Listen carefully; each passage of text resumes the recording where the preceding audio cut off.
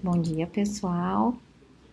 Vamos seguir nosso planejamento pedagógico. A aula passada foi uma aula sobre as características gerais do reino protista.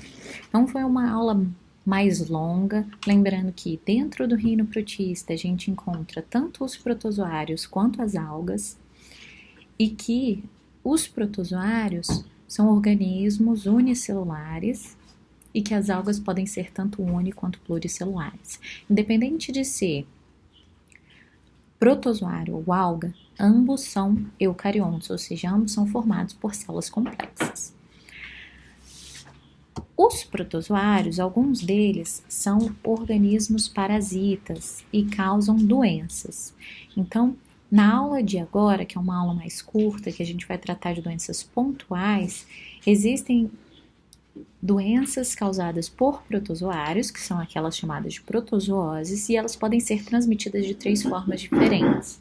Elas podem ser transmitidas por vetor, pode ser transmitida por água e alimentos contaminados e pode ser transmitida por secreções. A gente vai focar em algumas pontuais e a primeira delas que eu queria explicar para vocês é a chamada de doença de Chagas. A doença de Chagas é uma doença que acomete o Brasil, é muito comum no nosso território e ela é típica de regiões tropicais. A doença de Chagas é uma protozoose, ela é causada por um protozoário chamado de Trypanosoma cruzi e essa doença é transmitida por este inseto aqui, chamado de barbeiro. Só que aqui está a peculiaridade. O barbeiro em si, ao picar, ao morder a nossa pele, ele não transmite pela saliva. O que acontece? Quando o barbeiro, infectado com protozoários do tipo Trypanosoma cruzi, morde a nossa pele, isso causa coceira. Aí a gente vai lá e coça. Qual é o problema? Quando ele caminha sobre a nossa pele, ele vai liberando pequenas fezes que a gente não enxerga. Quando a gente coça, essas fezes contaminadas com protozoários são empurradas para o pequeno furo que ele fez ao morder a nossa pele. E quando esses protozoários das fezes do barbeiro entram em contato com a nossa corrente sanguínea, aí ele vai ser distribuído no nosso corpo. Dentro do nosso corpo, ele vai se reproduzir e ele pode chegar em órgãos vitais. Então, muitas pessoas podem viver a vida inteira sem ter nenhum tipo de sintoma, mas existem alguns sintomas bastante graves. O grande problema da doença de Chagas é que ela não tem cura, não existe uma vacina para a doença de Chagas. Então, os locais em que existem casos frequentes de doença de Chagas, esses locais eles precisam ter uma atenção redobrada e combater o hospedeiro intermediário, que é o barbeiro. Um dos sintomas mais graves inclui cardiomegalia. Vamos lá, cardio lembra coração, mega lembra grande. O que acontece? Ele afeta os músculos desse órgão e deixa esse órgão mais flácido, isso aumenta o tamanho dele. E ao aumentar o tamanho e diminuindo a capacidade de contração, porque afeta os músculos cardíacos, isso pode gerar complicações que podem ser fatais. Outra doença válida da gente mencionar é a chamada de leishmaniose. A leishmaniose, na realidade, ela tem de 2 tipos, a leishmaniose visceral e a leishmaniose cutânea. A leishmaniose, independente de ser cutânea ou visceral, ela causa ulcerações. O que é isso? Ulceração é uma ferida, como se fossem buracos. Então, uma leishmaniose cutânea, ela causa buracos na cútis, então ela causa buracos na pele.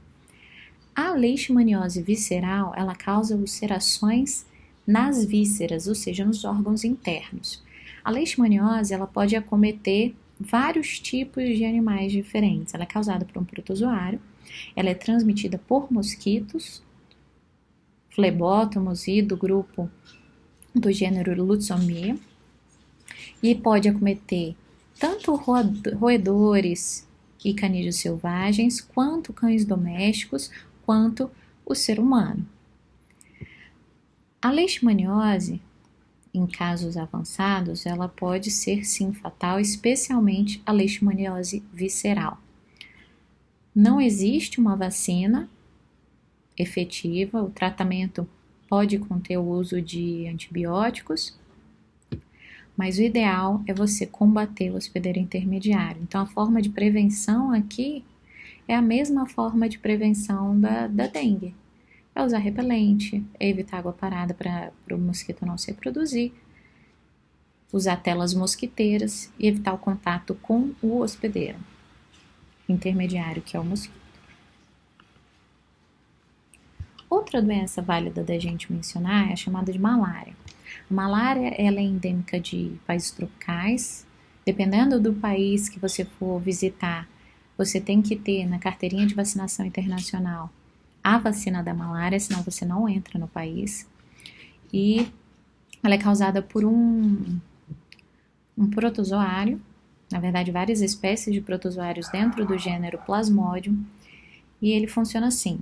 É transmitido por mosquitos do gênero Anopheles e dentro dos mosquitos eles reproduzem sexuadamente, então gerando variação, como a gente estudou. Quando um mosquito contaminado pica a nossa pele, dentro da nossa pele, dentro do nosso corpo, esses protozoários vão se reproduzir assexuadamente, então vão se multiplicar sem variação. Esses protozoários atacam diretamente as nossas células do sangue. Então, malária, por causar danos às hemácias, que são aquelas células que têm ferro dentro delas, são as células que são avermelhadas e que deixam o nosso sangue avermelhado. Quando elas são danificadas, isso libera umas substâncias que deixam a nossa aparência mais amarelada, por isso que essa doença é chamada de malária. Os sintomas são sintomas típicos da maior parte das doenças infecciosas, como febre, anemia, porque ataca as células sanguíneas.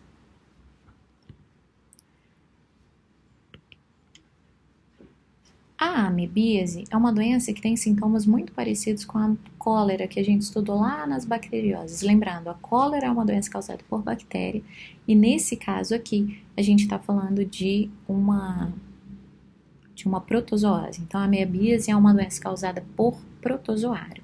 A forma de contaminação também é a mesma da cólera, água e alimentos contaminados, e os sintomas incluem principalmente diarreia, porque ela afeta o seu sistema digestório. Essa diarreia pode ser uma diarreia com sangue, então é uma doença grave que, se não tratada, pode levar a complicações mais sérias. A toxoplasmose é uma doença que a gente ouve falar muito, principalmente quando a gente convive com pessoas, com mulheres grávidas. Isso por quê? Toxoplasmose ela é causada por um protozoário chamado de Toxoplasma gondii e ele pode afetar tanto aves quanto roedores silvestres quanto animais domésticos. E ele pode afetar o nosso corpo. Então, principalmente quando a gente come carne de animais contaminados com esse protozoário, ou quando a gente ingere água contaminada com esse protozoário, a gente pode se acometer por essa doença, que é chamada de toxoplasmose. Toxoplasmose, ela então não é uma doença que a gente tem vacina. E o grande problema dela, e por que eu falei que a gente ouve mais falar quando a gente está em contato com mulheres grávidas, é que a toxoplasmose ela pode ser passada para o feto por meio do cordão umbilical. Então, a toxoplasmose congênita, que é essa que a pessoa, o neném, adquire por meio da gravidez, por meio da mãe contaminada, pode gerar complicações bastante sérias e dependendo da faixa e do período da gravidez que o neném é contaminado, isso pode gerar um aborto espontâneo. Galera, essas são as principais protozooses que eu precisava falar com vocês. Lembrando que, em relação às doenças, o que eu mais quero de vocês é que você tenha noções gerais de como a gente pode pegar alguns tipos de doenças, tenha noções gerais de quais são os causadores de cada doença. Por exemplo, se você sabe que essa pandemia que a gente está vivendo, ela é causada por um vírus, então você sabe que antibiótico não ajuda no combate, no tratamento dessa doença, porque antibiótico é usado para aqueles que têm metabolismo próprio, para aqueles que têm células, como é o caso de bactérias e protozoários. Existem antibióticos que podem ser usados no tratamento de protozooses, mas em geral os antibióticos são usados principalmente para bacterioses. Galera, estudem pra caramba, acompanhem as aulas online e a gente se vê na próxima.